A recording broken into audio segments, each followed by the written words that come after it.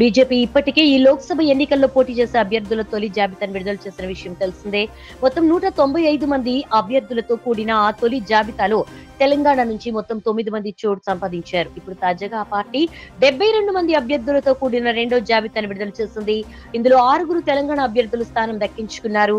Decay అరుణ మహబూబ్ నగర్, ఎం Raghunandan Rao Medak, గోదాం Nagesh Adilabad, Gomasa Srinivas Peddapalli, professor Ajmeera Sitaram Naik Mahabubabad, Saida Reddy Nalgonda రెండో జాబితాలో ఉన్నారు. అయితే ఖమ్మం, వరంగల్ స్థానాలకు బీజేపీ హైకమాండ్ ఇంకా అభ్యర్థుల్ని ప్రకటించలేదు.